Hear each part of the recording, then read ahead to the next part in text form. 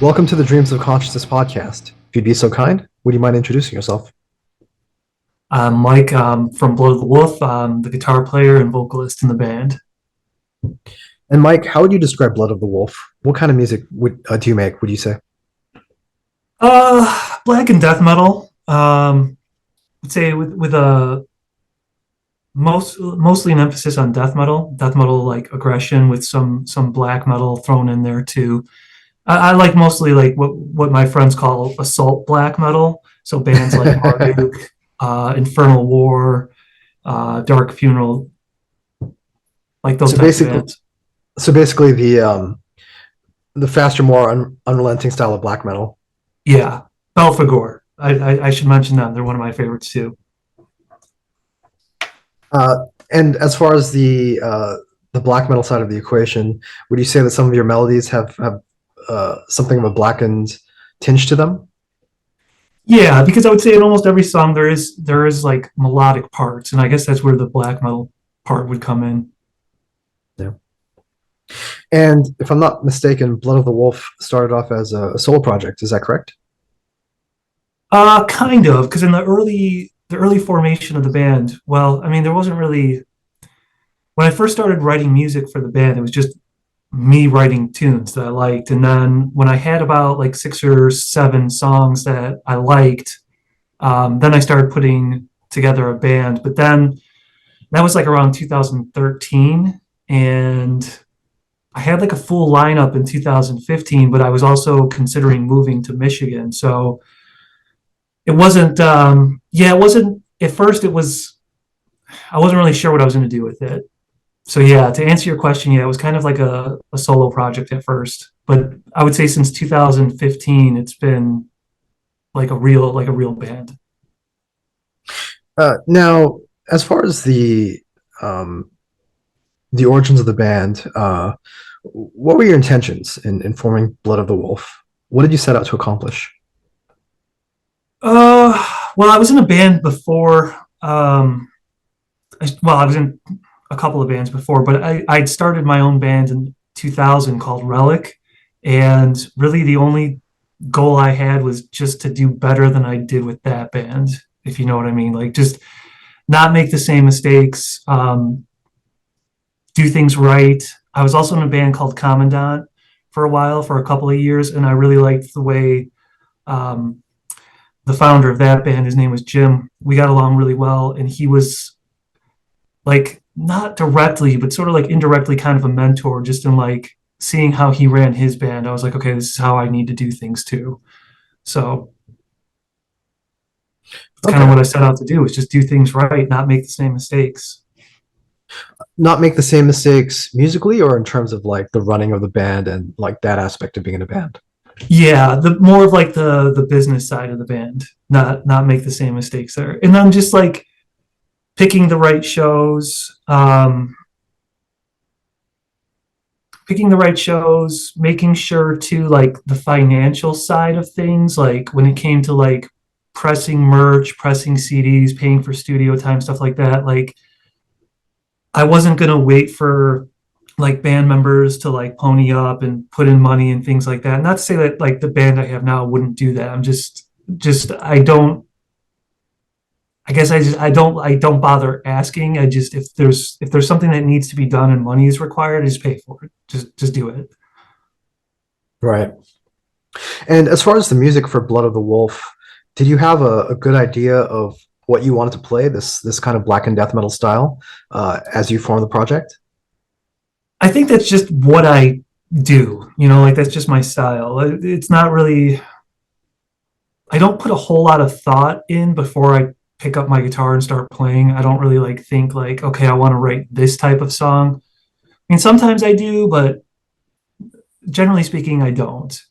I tend to start with like a couple of riffs, and if like I have like two or three riffs that kind of flow together, um, then I feel like okay, that's a good start. Can I flesh this out, turn it into like a full song? And sometimes I'll come up with like certain sections where I'll like, okay, this section needs we need a break here, or let's make a more intense part here. But generally speaking, I would just say like that's just kind of my style. like black and death metal. Okay. It just comes naturally to you. Yeah, I would say so. One of my favorite bands of all time is Vader. Um, so I just I really like their kind of like direct aggression. I really like that, and like I said too, like I'm a big fan of like assault black metal, like Marduk and stuff. So I feel like there's kind of room. There's room in that aggression for death metal type sounds and black metal sounds too. You mentioned that you're also in Commandant. Do you think the style of that band also rubbed off on you in terms of the style on Blood of the Wolf? um, I would a little bit. Their musical style is quite different than Blood of the Wolf. A little bit. There is Commandant was very. They had a lot of like chromatic riffs and a lot of discordant um, like note selection. So I liked some of that in my own music, but I would say generally speaking, um, not I don't think musically speaking much of that style rubbed off on me. It's a very unique.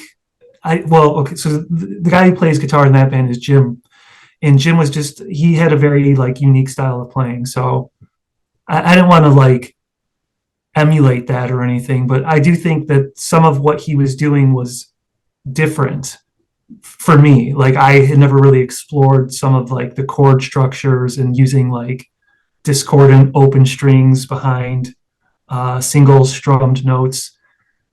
And so I did experiment with some of that, but um, I was in that band I think 2010 to 2012, so it wasn't too long. And so it's been a while anyway since I've done anything. I mean, like 10 years since I was in Commandant. So not so much. No, I don't think it rubbed off on me so much. Okay, fair enough. Uh, Yeah. in terms of finding the band members for Blood of the Wolf, was it mostly people from the scene around Chicago? Yeah. Yeah, definitely. Like our initial bass player was the bass player in Commandant. Um he's in a band called Asaligium now. That was our first bass player. The drummer was just a guy I had known who was like involved in the scene like in the early 2000s when I was in Relic. Um, he ended up not working out, that drummer. And then the other guitar player is a friend of mine who's named Scott. He did a tour with the Chasm, and he was in a band called I think Ancient Gods. And so yeah, he was just another Chicago dude and just a good friend of mine. Uh, I'm curious. Sometimes Blood of the Wolf is referred to as war metal. Do you have any thoughts on that? Do you think people are talking more about the themes of the band more than the music, or do you think it applies to the music as well? Well, I like that label. I would not argue with that at all. But I do think it sonically speaking, I don't think we sound like any of like the prominent war metal bands. Like I'm trying to think of a good example. I mean, I But always not, think of like those Australian bands like Bestial yeah, Wanderlust or yeah. yeah. There was a band from Australia that I'm trying to remember the name now. I don't remember the name, but they were pretty popular. I want to say like in the early 2010s, 2012s. And they were a war metal band. I can't remember, but yeah, I don't think we sound like that. But in terms of like lyrical content and song titles, yeah, I would definitely say that is an apt label. I have no problem with that at all. I just think like for fans of that music, if we described ourselves as war metal, they'd probably be disappointed. Or they think it was just too polished and clean. That would be the other thing too. Yeah. And this the speed of, I mean, I don't know if it's necessarily correct to describe Blood of the Wolf as technical, but there is a fair amount of precision to the recordings that I think, that style of music usually shies away from. Yeah, definitely so. I'm a very yeah, I would say just precise just in general, just in my nature, just as part of my personality. So Yeah, that I would think that is definitely like a astute observation. Yeah. So when you sit down to write songs, how does it usually start for you? Does everything start with a riff for you? Yeah, I sit down, pick up my guitar, start playing something. If I come up with a like generally speaking, like I mentioned earlier, like I need a couple of riffs, two or three riffs that I like, and then I kind of just build from there. Are you still handling all the songwriting on your own? Pretty much, yeah. Yeah.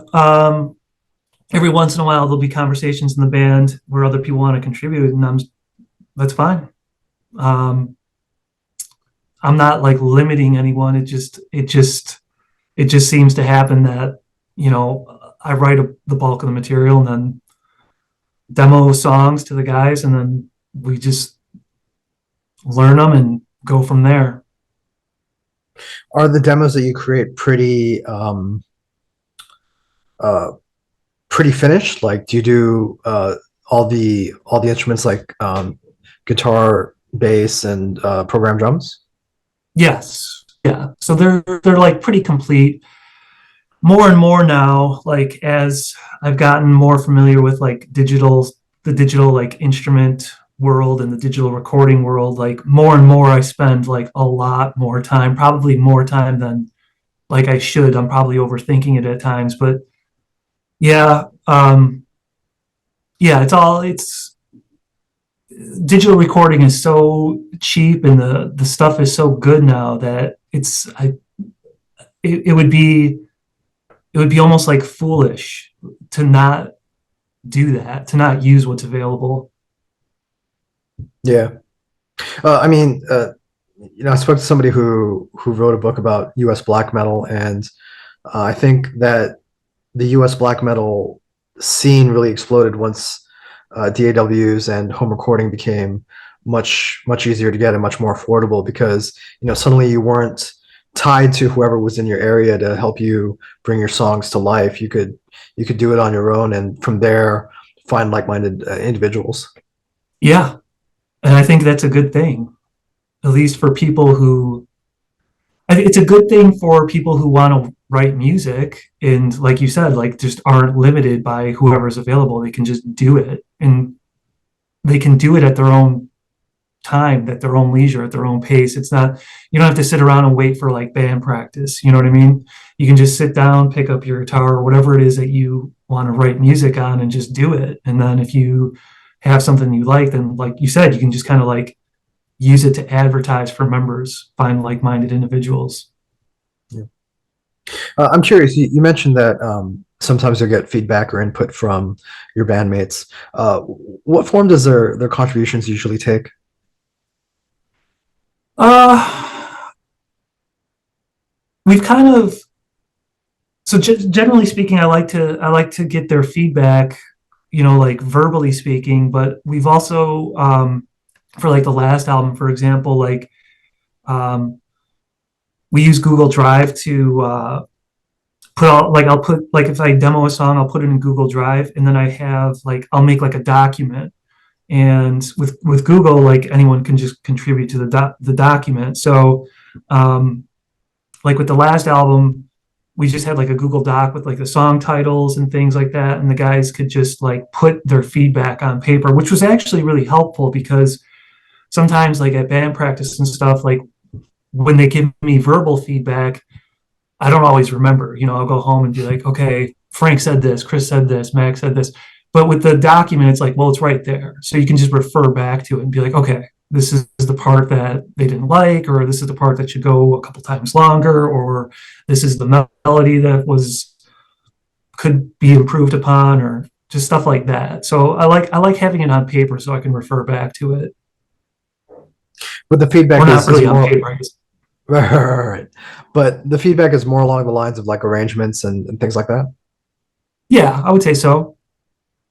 Okay. So let's talk about this latest album. Okay. Uh, it's called For the Declaration of War Eternal, and it Yeah. was released on November 18th by Horror, Pain, Gore, Death Productions. Yes. Uh, when did you start working on this album? A long time ago, actually. because of COVID, man. I started. Let me see here. The our EP, the third record came out in 2019. So I would say like I started writing material probably around 2018, 2019. Probably. I used to be like I used to write like when the first album came out. The first album was 2015, The Law of Retaliation, and when that album was done, like done mixing, done mastering, pressed, available for sale, I already had the second album written. Like I had it was already done. So for a while there, I was kind of working on like a back catalog of songs, but then I stopped myself from doing that because I just felt like whatever I was like influenced by or whatever I was like kind of going for, I kind of felt like it was like taking a snapshot of like a picture, like a moment in time, and then waiting 2 or 3 years to show it to anybody. And inevitably that's going to happen anyway, because just like music production takes a long time. If you are you sorry, Adrian, I don't know. I don't are you in a band or are you a musician? I have a death metal bedroom project where I just record with a drum machine and stuff like that. Okay.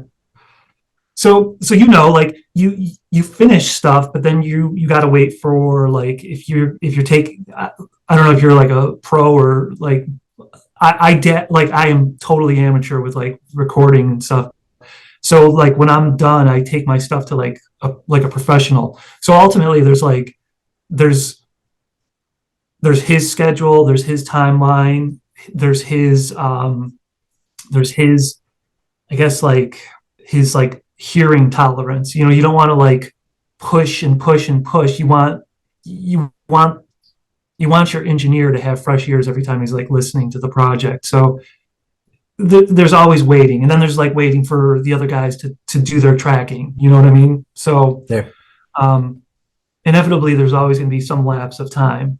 But I think just like with this album in particular, I really just kind of wanted to like I wanted to be like a little bit more fresh. You know what I mean? Like I guess I don't know, not songs that had been written like 3, 4 years ago, but they were anyway because that's just the nature of music. So Yeah. I just actually it's kind of funny. I sold I one of the guy like one of the scene acquaintances ordered a CD. I shipped it to him, and it's a guy I know, and I sent him the CD. He's like, "Oh, I just got this CD. I just listened to it." And I'm like, "Holy shit, you just listened to it?" And I was like, "Well, it's only 37 minutes, right?" But like just the years and the hours I've taken to put it together, and just to get that text and realize, well, it's only a 37-minute album, you know. It was just kind of funny. So I never thought of it that way, but because so many of the bands that I speak to write extremely fast music, which tends to be quite condensed in terms of um, the runtime. The albums are usually about half an hour long. But Yeah. it's as you said, you put in years of work into the writing, the rehearsing, the recording, and it takes somebody half an hour to go through the whole thing. How do you feel about that? Well, it's I how do I feel about that? That's what it's supposed to be. You know what I mean? That's exactly what it is. They're not going to live well. I mean, I'm sure there's some fans out there that and I'm totally appreciative of the guys that like listen to our stuff over and over again. That's I thank you so much. But like, of course, like the album's only 37 minutes. It's not like they're getting. I don't know how old you are, but you remember like back in the early 2000s, you get like a DVD, and then there'd be like another DVD with all this bonus footage. It's like we're not making a CD with like a bunch of bonus footage, So we're not documenting everything that we do to write the new album. So that's that's exactly what it should be. It's a 37-minute album. That's how long it should take to listen to it. And hopefully people listen to it more than one time. But at the end of the day, if they listen to it and like it, that's what's important to me. Yeah, absolutely. So from where I'm sitting, your music has always been very consistent, and this does seem like a continuation of what you were doing on the previous albums. But for you, did you go into this wanting to do anything new or to improve on what you'd done in the past? Well, first of all, thank you for saying it's consistent. I try to be consistent. With every time I sit down and write music, I try to I try to push myself. Like I try to make things a little bit more interesting. And if a riff I think is like too simple, it's like, okay, can you make this a little bit more like interesting? And sometimes simple riffs are just like, well, it just sounds good the way it is. Like you don't need to overcomplicate it for no reason. But I'm always trying to push myself in trying to explore um, sort of like different like root notes, like where I'm starting my riffs, or when I start writing like a melody, I'll play with um, different scales. Like I think on this new album, there's a little bit more. I think I'm kind of reaching outside of the wheelbox a little bit, or wheelhouse. I don't know what the correct word, a toolbox. I'm trying to like I'm still trying to do new stuff, not necessarily like new, but like new for me, try to Right, explore right. new musical territory. Yeah. And what form did that take on this album? What is new for you on this album? I think for me, there is more just changes. And I think like that became more obvious when the guys were learning the tunes. Like the other guitar player, Frank, was just like, there's just a lot more changes in these songs. And Changes that's in not terms of like time changes and things like that? not necessarily time changes, but just like riff changes. Like Okay. if a song goes like riff A, riff B, riff C, then later it might go from riff A to riff C, or like from going into one riff, it's like the second time from riff B to riff C, it's like, well, then the next time you're going from riff B to riff D. So just more, I would say more in terms of like song structure, just more changes, less predictable changes, I guess. I don't Right. know. Like I said, it's not like I don't plan it out. I just kind of like how the song, like how I envision it in my mind's eye, I guess, because it's music, so you're not really looking at it, but just sort of like imagining the flow of the song. I just kind of do what I think sounds correct. I'm not sitting there with like a pencil and paper being like, oh, well, here I went from riff A to riff B, so next time I'm going to go from riff A to riff C. I'm not like thinking about it like that, but I think with this one there were more changes. At least that was kind of like the feedback I got from the band. On average, how long does it take you to complete a song? Like I said, like more recently, I've never actually sat down and timed it. I can tell you right now, I started writing a song back in July that I was like, oh, this is badass. And I'm still fucking with it now. So it's like, but it's not like I do it every day either. It's not like I'm sitting down every day like tweaking and playing with the song. But um, like I said, I'm trying to challenge myself. So I'm less with there are certain songs I put together and just like, yep, that's good. There no changes needed. Like that just kicks ass. But there are some songs where I'll like just mess with it, mess with it, mess with it. Like for example, track 7 off of the new album, it's called Ritual Overkill. That song I tinkered with a lot. And sometimes too, if I keep tinkering, it's like, okay, then there's just something's just not flowing. Just trash it. And I've done that too. So like not everything I write ends up on an album, you know. If there's some Yeah. riffs I can salvage, then that's great. Okay. Uh, for the songs that you that don't end up on an album, are they mostly used for salvage, or do you keep some of them aside for like EPs or splits or things like that? Sometimes I just keep them on the computer and I'll go back and listen to them with like months later. Like one example that would be like on Declaration of War Eternal, track 5, Their Blood is Our War Paint. That was like those first two riffs in that song. I'd written them totally forgot about it. I was going through like so like I have a program, it's called RiffWorks, and I'll save the riffs. And I was going through, I have a folder in my computer called Works in Progress, and I was just going through the Works in Progress, like listening to like the different things I'd started. And I was like, whoa, these two riffs are really awesome. Like you should work this out. Like these are worth saving and trying to turn into a song. So I don't know if I answered your question. I kind of forgot what it was. I kind of started rambling. Well, I'm just curious what happens to those songs. Like, do you save them for a future release or? Oh, well, I mean they're still like on the computer somewhere, and I'll probably go back at some point and just like listen to it and see if there's anything worth salvaging. But they just sit in the computer basically for ever, Okay. just rotting, I guess. When did you finish the writing process for this album, and when did you actually go in to start recording? Oh, over a year ago. We started tracking over a year ago. We started tracking. Frank came in and laid down his leads in the summer of 2021. I think it was like in July. Frank came over and did his guitar parts, and then Chris came in and did his bass parts. I think in like October of 2021. And then I went into the studio, I think late October, early November. And so I don't remember when that wrapped up. I want to say maybe January. So almost a year ago, it was all finished, but it was done prior. It was wrapped up prior to that. I just don't remember the exact timeline. I know it's Okay. been it's been over a year since the songs were like finalized and done. Like these are the songs. Yeah. And have you been doing all the tracking at your own home studio?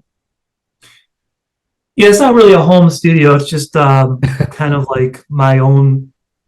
It's just my room. Yeah, it's a home studio, I guess, but it's not. I don't really have like. I mean, I have good enough gear. Like, I mean, like for the first two albums, I was doing using DI guitar tracks. Like going into the studio with just direct in guitar tracks, and that was fine.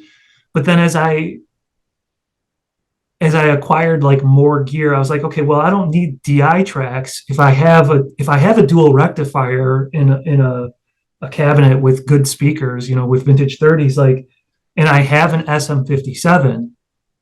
Why do I need the direct in tracks? I can just Right. like record my guitar. So I spent some time learning how to capture like a good guitar tone with an SM57 and different like mic positions and things like that. And like I tested out like all four speakers on the cabinet, different mic positions and things like that. And so I just, because I'm so anal about my own guitar tone, it was just like, well, I want to go into the studio with something that I know already sounds good.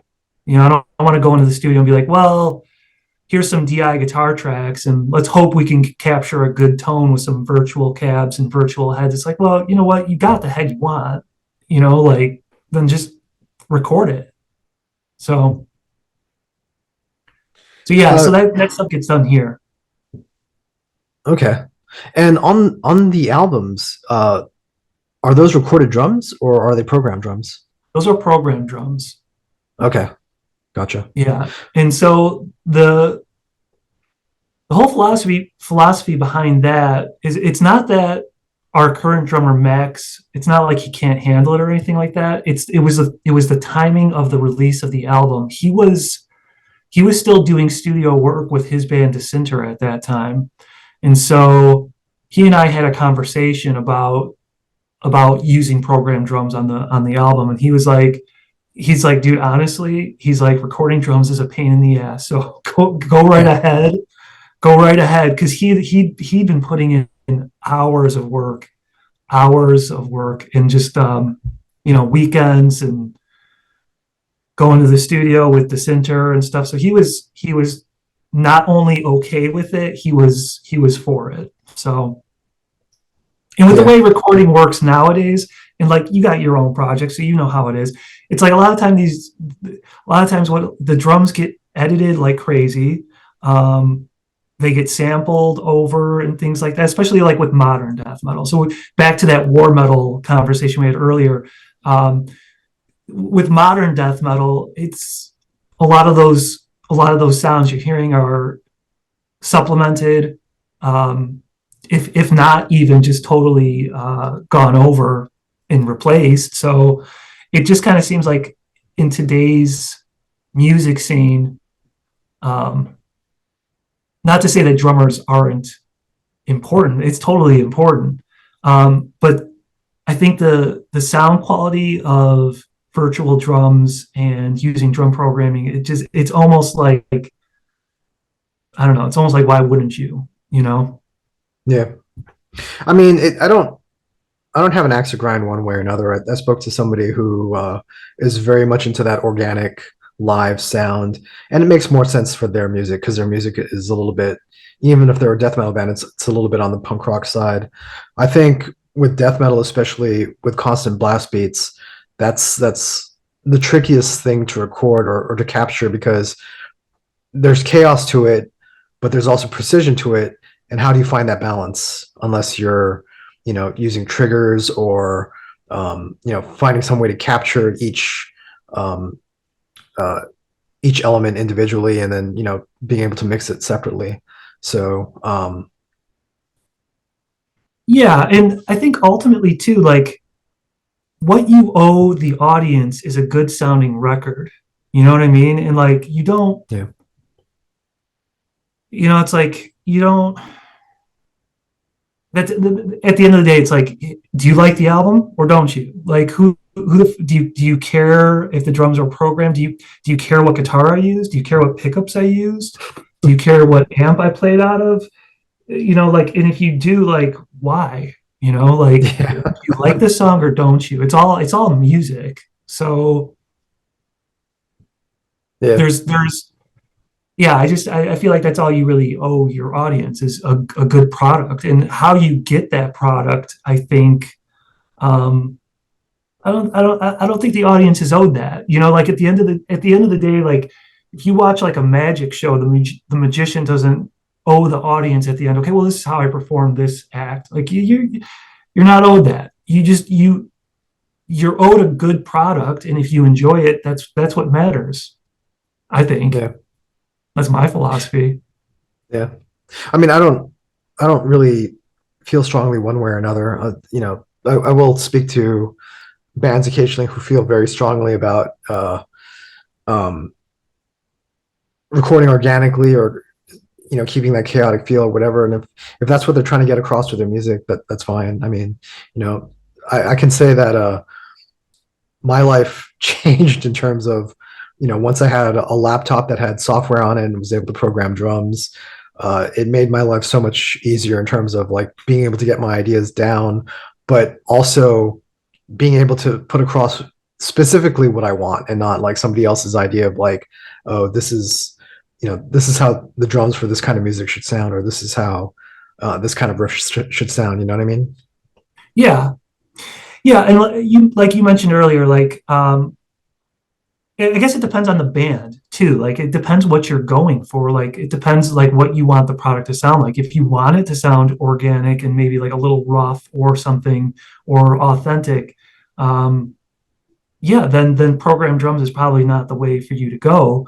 But if you mentioned like precision. Like I like precision in the music. So for me, um, I don't think it detracts from the music at all. Could you tell? Could I personally tell that was programmed drums? Yeah. Well, that's the funny thing is I was listening to it and I was like, well, it kind of sounds like a drum machine, but it also sounds like those old Vader records. Like, Yeah. you know what I mean? And like Yeah. those were triggered, but those were also triggered by a human drummer. And so I Right. think, I think it's maybe somebody with like better ears or a sound engineer could like listen to these and say, oh, this is this program or this is like this trigger or whatever. And I know friends who are really into like that aspect of music production and can tell. But for me personally, like I personally could not tell. Not really. Well, it's good, good. And at the other is, and so my thing would be too, like this would be like if somebody liked it and then found out the drums were programmed, they're like, oh, I don't like it. It's like, oh, then go fuck yourself, because like it's like you liked it until you found out how it was made. And again, like I don't feel like the audience is owed the explanation. I don't feel like I have to tell them like, well, hey, that opening riff for Father Warren Throne took me 37 takes. Do you need to know that? Like, it's like, or like when you hear layered vocals, it's like, well, obviously that's more than one take. Like, do Yeah. like that's not, I don't sound like that. It's a low vocal over a high vocal. It's supposed to sound cool, and so at the end of the day, like if it sounds good, it sounds good. And that's all that I think matters. But I did want to say one thing though, since I have been working with like drum programming, when I hear stuff, I don't necessarily know if it's real drums or not, but I can tell like with certain bands, I can be like, well, that's edited because I can hear the fill. Like usually it's like the tom rolls, like when there's like a tom roll, you can just sometimes you can hear how tight it is, and you just know it's like, okay, that's edited, or at least it's punched in. Like the drummer took like he really had to nail that roll. So and to me at that point, it's like, all right, so again, like I don't know, what's the difference? At the end of the day, who cares? I don't really have a strong feeling one way or the other. I do have a strong feeling though that about like people who poo poo like, oh, you got a drum machine. It's like, oh, dude, have you heard the new Flesh God Apocalypse? Like, you don't think that's edited to shit? Like, they edited the shit out of those drums. Yeah, Yeah, I know absolutely. it's a real drummer and shit, but like, dude, that shit that's edited, man. I hate to tell you. Yeah. So we were speaking about the recording of the album. Uh, you recorded the tracks on your own in your own home, if not home Yeah, studio, but you sent yeah. it to someone else to have it mixed and mastered. Who ended up working on that? His name's Joe Tabiri. He's done all of our records. He's in his own band called Mechana. I don't know if you've heard of them. Um, and I've just been working with him since basically like 2014, and he's easy to work with. And when we did this fourth album, I was kind of thinking of trying someone new, just because nothing against Joe at all. I just was thinking like maybe like just someone fresh to capture, like maybe get a different sound out of us. But at the end of the day, I was like, well, if it ain't broke, don't fix it. And so, and plus, I really liked the way the third EP. I really liked the way that came out. So I thought about it and thought about it. And I was like, yeah, but Joe's really easy to work with. He's been with the band since the beginning, so he kind of understands like the evolution of the band. So it just seemed it just seemed like, again, if it's not broken, don't fix it. Beyond understanding the band and being familiar with you guys, what would you say Joe brings to the sound? Well, he he understands, I think, what I want the music to sound like. So I'm a big fan of like I started listening to death metal in the late 90s, like I want to say around 96, 97, 98, in the early 2000s. And so for me, the records that came out that were a big influence would be like Vader's Litany, Morbid Angel Yeah. Formula's Fatal to the Flesh, Marduk, Panzer Division Marduk, um, Belphegor, I would say Pest Apocalypse. I think it's that album, the red one.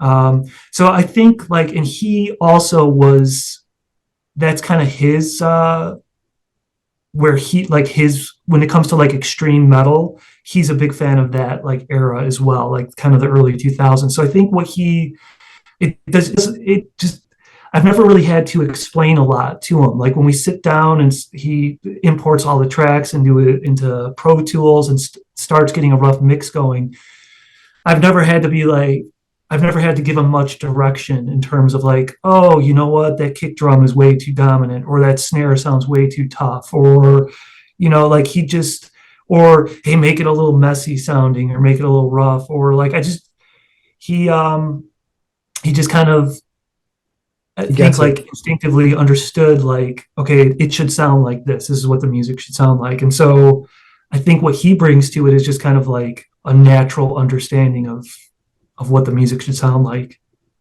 Yeah. Uh, we were speaking a little bit about the performances and the drums. So the drums are programmed, but the performances are all you. And this is incredibly fast music. I mean, it sounds like you're playing at something like 240. Is that fair? Yeah. Yeah. Yeah. 240, 250. I try not to go above 250 because I feel like it gets a little ridiculous. But then I've been listening to some shit lately that I'm like, okay, this is insane. Like, and I've seen some YouTube videos too. There's this, I don't remember the drummer's name, but he's just this really good, he just does these like drum videos. And I'm like, holy shit, this guy's awesome. But he's just some random dude on YouTube. And I I feel like some of the tempos are 240, 250 is like, that's not that fast anymore. I mean, I still think it's pretty damn fast, but it's like, I don't know. Have you heard the new, I'm sure, I don't know if I'm pronouncing this right, Norgeval or No. Nord, Nord, Jevel, Norgeval? Dude, their new album, it's awesome, but it is fast as fuck. And it's like, I think most of the songs are probably like 260, 270. And I was even talking to Max, our drummer now, and I was listening to the new Dissenter, and I was like, Max, there's some really fast parts on there. And he's like, yeah, that one was like 290 or something. And I was like, holy fuck. So, I mean, I feel like our stuff, it is fast, but if you're looking for like the fastest, we're certainly not the fastest. I think there's bands with way more extreme tempos than we have. Yeah. No. I'm sure there's always going to be this. That's actually the thing that amazes me about this music, which is, every 5 years, I never thought I would hear a song faster than Angel of Death, when I was like 14, 15 years old. And then, a year later, I heard Beneath the Remains. And then after Beneath the Remains, I heard, Entombed Clandestine. And it was like, how does this music keep getting faster? And then there's grindcore and there's black metal, and this music just keeps getting faster. And then there's that next generation of death metal bands with like Christian and Hate Eternal and Origin. These bands just keep getting faster and faster.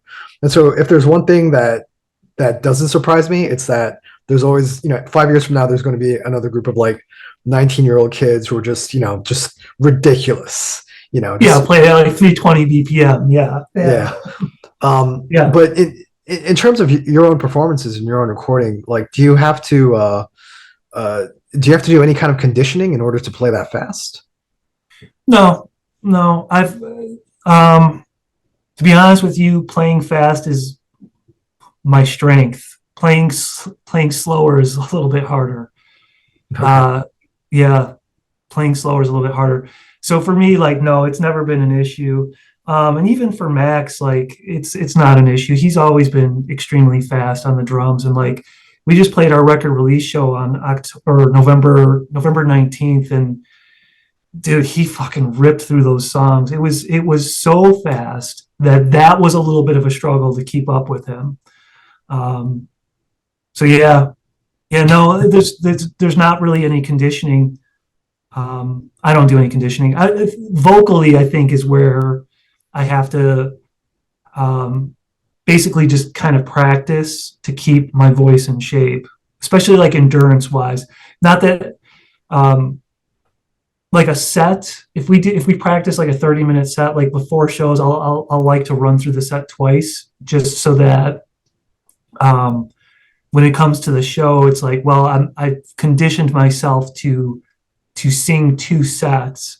So doing one set should be like no problem. Right. And in terms of keeping your voice in shape, is there anything that you have to do specifically to make sure that you can perform live? No, I don't really believe in that. To be honest with you, I know other guys that like they'll drink tea or I there was one dude in one band that would like take these like throat lozenges. I feel like all that stuff is like, I don't know, maybe psychological. But for me, it's just practicing, just keeping your voice in shape. Not yeah. To me, honestly, I think the worst thing is um, not doing it for too long. If you Yeah. stop doing it for too long, this is just me personally. But if you stop doing it, then starting back up again is a while. So if you take a couple months off, 2, 3 months off, like yeah, it's gonna. I think your voice is gonna feel a little weak for a while, and that's just me personally. Yeah. So the album is being released by Horror, Pain, Gore, Death, who you've been with for a while. They repackaged the first two albums as a compilation. And sorry, just give me 1 second. Sure. GarageBand is being difficult. Oh, no problem.